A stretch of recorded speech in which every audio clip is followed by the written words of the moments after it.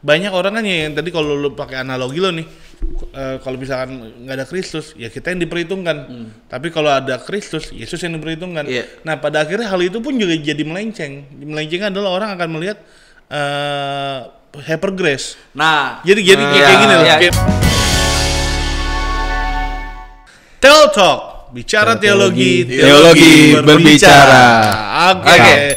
Hari ini teologi berbicara, kita mau bahas tentang keselamatan di luar Kristus. Nah, keselamatan luar Kristus. Apakah ada? Karena kan kemarin kita baru Paskah dan Jumat Agung dan Paskah ya. Nah, yang kita yakinin suruh gereja tuh keselamatan di dalam Yesus ya. Keselamatan dalam Kristus. Tapi gue pernah baca satu buku, karangannya Pak Eras. Itu ada judulnya adalah Keselamatan di luar Kristus. Gitu. Nah ini kita bahas nih hari ini nih, keren nih. Dosen gue juga pernah ngomong. Dia bilang ada keselamatan di luar Kristus, katanya gitu. Guru SMA lu pernah ngomong nggak? Guru penjas lah. Kalau kita ngomong teolog-teolog yang pinter-pinter ya di Indonesia deh, jangan ngomong luar negeri, di Indonesia. Teolog pinter-pinter tuh malah mencanangkan yang mereka disebut teolog liberal. Mencanangkan memang ada keselamatan di luar Yesus. Ya, ada nih gitu, ada. Jadi bertahun-tahun ini tuh lagi happening lah ya. Beberapa hamba Tuhan bahkan teolog besar mencanangkan bahwa ternyata ada keselamatan di luar Yesus nih. Gitu.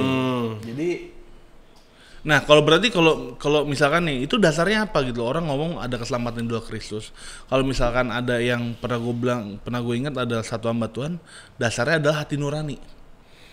Karena jadi gini, ada orang-orang yang kemungkinan nggak sempat mendengarkan tentang Kristus.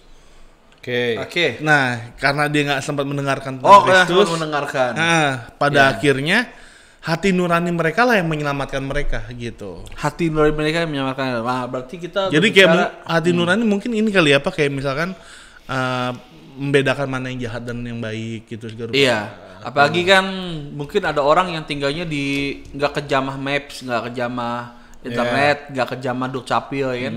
Dan mungkin aja dia nggak kejamah Injil juga gitu. Jadi mungkin itu kayak hati nurani ya. Memang di itu ada. Tapi gimana menurut lo Bil kalau misalkan dengan fenomena hal kayak gitu? Yes or no lah intinya gitu ya. Nah sebenarnya emang ada masuk akalnya juga karena di Wahyu 20 ayat 12 dibilang, dan aku melihat orang-orang mati besar dan kecil berdiri di depan tahta itu. Lalu dibuka semua kitab dan dibuka juga sebuah kitab lain yaitu kitab kehidupan. Dan orang-orang mati dihakimi menurut perbuatan mereka berdasarkan apa yang ada tertulis di dalam kitab-kitab itu. Nah, jadi seakan-akan kayak ada kitab lain selain kitab kehidupan yang menentukan apakah seseorang itu mendapat reward apa punishment. Iya. Begitu. Memang. Yang kita pahami sih memang kitab-kitab itu kan setiap orang nanti dibukain kitab-kitabnya masing-masing ya. Iya. Dan yang bukan orang Kristen yang tidak percaya akan dibukakan kitab peragamanya masing-masing. Iya. Kan? Kayak gitu. Kitab kehidupan masing-masing. Nah, pertanyaan terus gimana? Bukan kitab kehidupan loh. Bukan. Kitab itunya mereka. Kitab mereka. Iya. Nah, tetapi kita harus lihat juga nih di ayat 15-nya dibilang, dan setiap orang yang tidak ditemukan namanya tertulis di dalam kitab kehidupan, ia dilemparkan ke dalam lautan api itu. Jadi intinya semua kitab itu tidak akan ada artinya tanpa kitab kehidupan. Iya bisa. Nah makanya sebenarnya kalau misalkan dilihat dari ayat itu, orang-orang dibilang bahwa jadi penghakiman pakai kitab masing-masing. Misalkan yang Yahudi pakai kitabnya Taurat, bahkan kalau misalkan Hindu pakai kitab sendiri, Buddha dan segala pakai kitab sendiri dihakiminnya gitu loh. Dan yang setahu gua mereka itu harus memenuhi semuanya dalam kitab itu. Jadi nggak boleh satu yang cacat. Iya. Makanya ingat gak ketika ada indikator nih. Iya, ingat gak ketika namanya ada orang kaya datang ke Yesus. Dia bilang, Tuhan bagaimana supaya aku bisa hidup selamanya? Gue udah semuanya nih, udah lakuin semua. Ya, apa yang Yesus kasih tau? Dia bilang apa? Jangan membunuh, jangan berzina, jangan dan segala rupanya. Itu Yesus lagi ngomongin apa? Ngomongin Taurat gitu. Jadi dengan kata lain bahwa sebenarnya dia bisa selamat dengan Taurat. Nah, pas terakhir kan dia bilang gini kan, aku sudah melakukan itu semua. Yesus bilang kayak gini, yaudah jual hartamu, bilang kau hendak sempurna, jual semua hartamu, lalu kesini, lalu ikutlah aku. Dengan kata lain dia pergi akhirnya nggak mau ikut Yesus dengan kata gini, sebenarnya dia belum sempurna ngelakuin hukum Taurat karena Tuhannya adalah tetap hartanya. Sedangkan hukum Taurat yang pertama nggak boleh ada Allah lain di hadapanku kan. Nah berarti dengan kata lain sebenarnya bisa di luar Kristus asal bisa melakukan semuanya di dalam hukum Taurat. Jadi Nah pertanyaan tuh sebelum ini takutnya dipotong dimasukin TikTok nih gitu kan. Nah tapi permasalahannya adalah semua orang nggak akan pernah bisa menuruti semua yang ada di kitabnya masing-masing. Nah, benar. Jadi harusnya sih gini ya. Memang sebuah pemikiran di luar Yesus mungkin ada kesamaan. Harusnya ada kata mungkin ya sih gitu. Mungkin aja bisa. Ini sih sebetulnya menandakan bahwa Tuhan kita tuh fair, adil. Dia memberikan kesempatan ya kan? Ya udah kalau bisa lakuin Taurat. Kalau bisa lakuin agama seperti itu, agama. Tapi ternyata ada indikator yang Tuhan sudah tetapkan. Benar. Roma 6 ayat 3 dijelaskan sebab upah dosa ialah maut. Ya kan? Di sana kan dikatakan bukan upah dosa-dosa. Cuman satu doang dosanya. Upah dosa ialah maut. Jadi kalau di dalam hidup kita hanya ada satu dosa aja, berarti lu nggak akan bisa masuk ke dalam kerajaan Allah. Dosa doang. Satu dosa doang. Ya kan? Nah, jadi ibaratnya yaudah kalau bisa sok silakan gitu. Tapi gue punya indikator, punya standar kayak gitu kan. Nah, gue seneng banget nih ada ilustrasi dari Evangelist Explosion, kan sering kasih tahu ilustrasi seperti ini. Seperti kita bayangkan gini, ketika kita bikin kue pakai putaran tuh apa itu namanya mixer, tutut kita bikin kue bolu dikasih telur ya, butuh 10 telur, 1 telur 2 telur kita masukin, kadang kan dia langsung putar terus pakai mesin kan, telur 7 masuk, 8 masuk, telur 9 masuk, dan terakhir telur ke 10 kita buka langsung kita masukin, ternyata telur 10 itu telur busuk, ya kan? Pasti sebagai orang yang normal kita buang itu. Oh iya. Nggak akan mungkin, walaupun cuma 1 telur ya kan. Bener. Nah, kalau gitu kita mau tarik dalam keselamatan pun seperti itu. Upah dosa ya maut. Cuma 1 dosa aja. Benar. Gitu. Makanya yang tadi Ino bilang, yang si anak muda itu dia nggak sempurna, cuma 1 doang disuruh jual nggak mau, ya kan? Iya. Akhirnya nggak sempurna. Jadi Tuhan kita adil. Kalau mau pakai lakukan itu, oke silakan. Tapi gue punya standar. Nah, disinilah kita butuh namanya Yesus. Benar. Yeah. Ketika kita butuh Yesus, kita memang berdosa, tapi kita bertobat setiap hari. Yeah. Ketika kita ada pengadilan di akhir, bukan kita diperhitungkan, tapi kita di backup sama Yesus. Jadi Yesus yang diperhitungkan. Gue ayatnya lupa di situ tuh. Jadi dia yang diperhitungkan, bukan kita lagi. Nah, kalau kita nggak punya Yesus, ya kita diperhitungkan. Benar. Dan syaratnya upah dosa maut. Yeah. Selesai hidup lu. Nah, gitu. kalau lu gimana dari ayat yang tadi lu bagiin Bil gitu?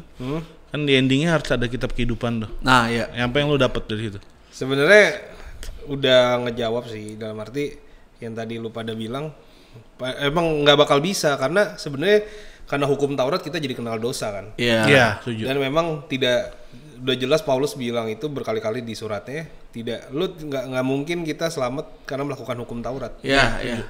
Gitu. Justru karena hukum Taurat kita kenal dosa, dan dari hukum Taurat itu justru kita bisa dibilang diperbudak. Iya. Gitu karena itu harus iya, kalau di mati-matian. Roma dengan jelas kan dibilang Paulus bilang karena tubuh kita ini adalah tubuh dosa. Iya. Gitu, makanya dibilang dengan tubuhku aku melayani hukum dosa kan. Iya. Gitu. Padahal dia senang akan hukum Allah, tapi badannya ini nggak bisa karena itu bisa. sebabnya nggak mungkin ada keselamatan dalam hukum Taurat kan. Iya. Nah, Mustahil terjadi. Mustahil terjadi. Iya, mustahil terjadi. Karena kita selalu kecenderungannya berbuat dosa. Iya. Karena badan kita ini loh. Iya, DNA-nya udah ada dosa. Iya, kan? udah Dari DNA Adam dan dosa Hawa. dari Adam dan Hawa gitu ya. Jadi udah terinfus lah ya. Iya. Udah masuk gitu ya. Jadi ya gue setuju kan nggak ada keselamatan dari melakukan hukum Taurat itu. Benar. Oke. Gitu. Jadi gini ya, kalau misalnya mau ditanya, ada keselamatan di luar Yesus? Mungkin ada. Mungkin ada. Tapi ternyata sulit. Ya kan? Hampir mustahil. Iya. Bisa dibilang mustahil. Makanya sebetulnya bukan Yesus yang butuh kita sebetulnya, walaupun dia turun buat kita ya, Iya, mati. iya. Harusnya itu yang dinamanya grace, kasih karunia, Iya. yang mahal sekali, kita nggak bisa Iya, beli, nggak kita bisa. bisa dapat gratis gitu. Itu. Asal lu percaya gitu. Tapi kalau kita ya udah ada keselamatan nggak apa-apa, emang ada, tapi susah, nggak akan mungkin. Iya, gitu iya, kan? iya. Gitu. Tapi kayak gini, kalau kita pun ikut Yesus berarti kita kan di bawah hukum Kristus. Iya. Nah, berarti kita harus tetap melakukan semuanya itu. Nah, itu yang kadang gue jadi pertanyaan, di katrolnya itu di mana gitu loh. Jadi tuh banyak orang kan yang tadi kalau lu pakai analogi lo nih, kalau misalkan nggak ada Kristus, ya kita yang diperhitungkan. Tapi kalau ada Kristus, Yesus yang diperhitungkan. Iya. Nah, pada akhirnya hal itu pun juga jadi melenceng. Melenceng adalah orang akan melihat hyper grace. Nah, Jadi kayak gini loh, iya, kayak misalkan kayak orang udahlah kita buat dosa aja. Orang Bapa di sorga lihat Yesus kok bukan lihat kita. Nah, iya. Gitu. Nah, itu gimana tuh itu ngejawab yang itu? salah ya kan, tapi jadi kita dapat grace ya, tapi kita udah kelewatan batas di grace ya kan. Nah, coba mungkin gua akan jawab sedikit, teman-teman. Nah, jadi sebenarnya ini sempat jadi pergumulan gua. Bagaimana kan kita selamat bukan karena perbuatan. Iya. Berarti hanya karena iman kan? Iya. Karena iman kita selamat tuh. Ya kan, Efesus 2 ayat 23. Nah, tetapi kan Efesus 2 ayat 8. Ya kan, kita selamat karena anugerah, kita selamat karena iman gitu kan. Nah, itu yang menjadi apa istilahnya? Pergumulan gua lah. Terus kalau udah punya iman, ya udah cukup dong sebenarnya. Nggak perlu ada perbuatan. Istilahnya nggak perlu ada perbuatan kita nggak. Nah, tetapi Tuhan bukakan, ya memang perbuatan kita itu, kita ke gereja, kita puasa, kita kasih persembahan itu tidak membeli keselamatan kita. Iya. Gitu. Nah, tetapi karena kita udah sebenarnya yang benar itu, kenapa kita lakukan itu? Karena kita udah selamat. Iya. Beda kan? Iya. Jadi kita melakukan itu bukan untuk selamat, tetapi kita melakukan itu karena kita sudah selamat. Iya. Bukan mengejar keselamatan. Bukan mengejar keselamatan. Jadi begini istilahnya, itu sebagai ucapan terima kasih kita kepada Tuhan yang sudah menyelamatkan kita. Setuju. Itu adalah bentuk dari wujud iman.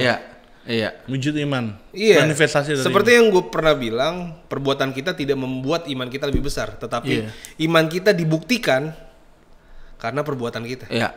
Jadi seberapa besar iman kita dibuktikan karena perbuatan kita. Nah, itu yang menjadi berbeda lah istilahnya kayak gitu loh. Sebab itu tadi ngomongin apa ya tadi? Itu apa namanya? Kita harus wujud bergumul di perbuatan juga. Jadi kan gitu. Seperti yang Paulus bilang kan di Roma 6 itu. Jika demikian, apakah hendak kita katakan bolehkah kita bertekun dalam dosa? Iya.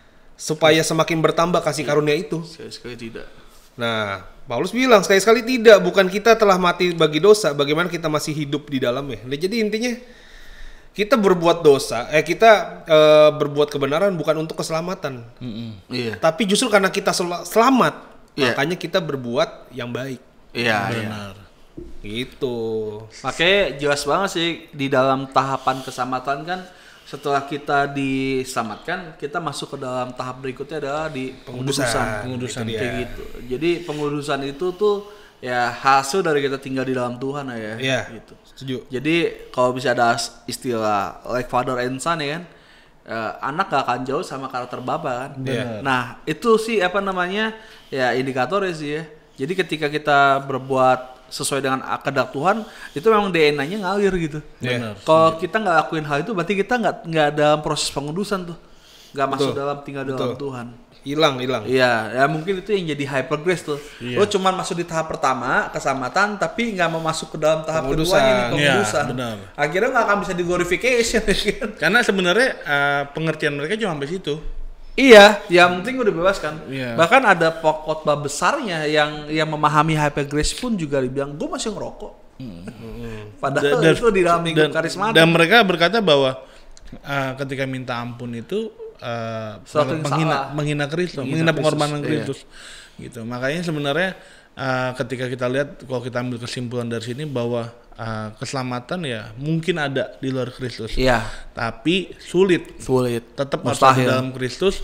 Nah, ketika kita dapat keselamatan pada Kristus, tadi bilang bahwa wujud rasa terima kasih kita kepada Tuhan adalah kita hidup sesuai dengan kehendaknya Dia. Iya. Gitu. Karena ya kita juga berjuang hidup ini juga kita nggak pernah tahu nih kita bisa jadi sempurna atau enggak kan. Semua yang bisa menilai cuma Kristus doang. Gitu. Dan dasar ayatnya keselamatan hanya di dalam Kristus itu ada di Kisah Rasul 4 ayat 12.